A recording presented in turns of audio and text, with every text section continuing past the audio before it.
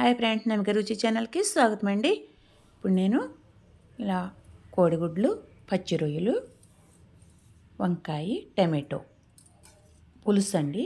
చాలా అంటే చాలా బాగుంటుంది. ట్రెడిషనల్గా ఉందండి. కర్రీ అయితే ట్రెడిషనల్ సూపర్. చాలా అంటే చాలా బాగుంది. అస్సలు ఎటువంటి మసాలాలు వాడకుండా ఓన్లీ నార్మల్ కర్రీ అండి ఇది. దీనికైతే ఇలా పాన్ పెట్టి ఆయిల్ వేసి అందులో 4 గుడ్లు అయితే ఉడికించి ఇలా పొట్టు తీసి ఇందులో వేయించుకోవాలి ఫ్రెండ్స్. వేయించిన పక్కన పెట్టుకుని అదే పాన్లో ఇలా మనం క్లీన్ చేసుకున్న పచ్చి రొయ్యలు ఇలా ఇవి కూడా ఫ్రై చేసుకోవాలి. అదే పాన్లో 2 ఉల్లిపాయలు అయితే నేను మీడియం సైజు ఇలా కట్ చేసి వేస్తాను ఫ్రెండ్స్. 5 పచ్చిమిర్చి అయితే ఇలా కట్ చేసి వేసుకోవాలి. ఇలా వంకాయ ముక్కలు పొడిగ్గా చీలికల్లా వేసుకోవాలి. పులుసు కాబట్టి చాలా బాగుంటుంది ఫ్రెండ్స్. ఓకే, ఇవన్నీ బాగా మెత్తపడేంత వరకు మగ్గబెట్టుకోవాలి. ఇప్పుడు ఇందులోనే టమాటో ముక్కలు వేసుకోవాలి. 2 టమాటాలు అండి ఇవి, పెద్ద సైజు టమాటాలు 2. ఇవి బాగా మగ్గబెట్టాలి. ఓకే ఫ్రెండ్స్, మీరు ఎవరన్నా కొత్తగా నా ఛానల్ చూస్తుంటే సబ్స్క్రైబ్ చేయండి, లైక్ చేయండి, పక్కనే ఉన్న గంట సింబల్ క్లిక్ చేయండి. వీడియో నచ్చితే మీ ఫ్రెండ్స్కి షేర్ చేయండి. చూడండి, చిన్న నిమ్మకాయ సైజు అంత చింతపండు తీసుకుని ఇలా నానబెట్టుకుని పులుసు రెడీ చేసుకోవాలి ఫ్రెండ్స్.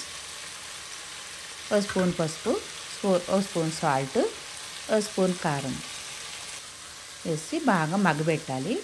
మగ్గబెట్టాక పచ్చి రొయ్యలు, కోడిగుడ్లు కూడా అందుట్లో వేసేస్తాను ఫ్రెండ్స్. ఇలా వేసుకోవాలి. వేసుకుని మొత్తం అంతా ఒకసారి గుడ్లు ఇడిపోకుండా జాగ్రత్తగా ఫ్రై చేయాలి ఫ్రెండ్స్. ఉప్పు కారం అంతా అట్లకి పట్టేలా.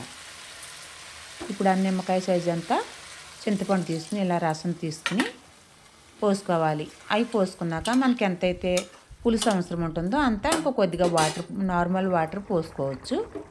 ఇలా మరగబెట్టేటప్పుడు కొద్దిగా కొత్తిమీర వేసుకోవాలి. కొత్తిమీర ఫ్లేవర్ కూడా బాగా పట్టేంత వరకు. ఇలా పూర్తయింది. వీడియో అయితే పూర్తయింది కర్రీ చేయడం. ఓకే ఫ్రెండ్స్, ఇంకా కొంచెం నీరుంది కాబట్టి కొద్దిగా ఎగరబెట్టుకుని మనం గార్నిష్ చేసుకోవచ్చు. ఓకే ఫ్రెండ్స్, చూడండి, చాలా అంటే చాలా బాగుంది. వెరీ టేస్టీ, సూపర్, ఎమ్మీగా ఉంది. మీరు ట్రై చేయండి. ఎలా వచ్చిందో కామెంట్ చేయండి. Okay friends,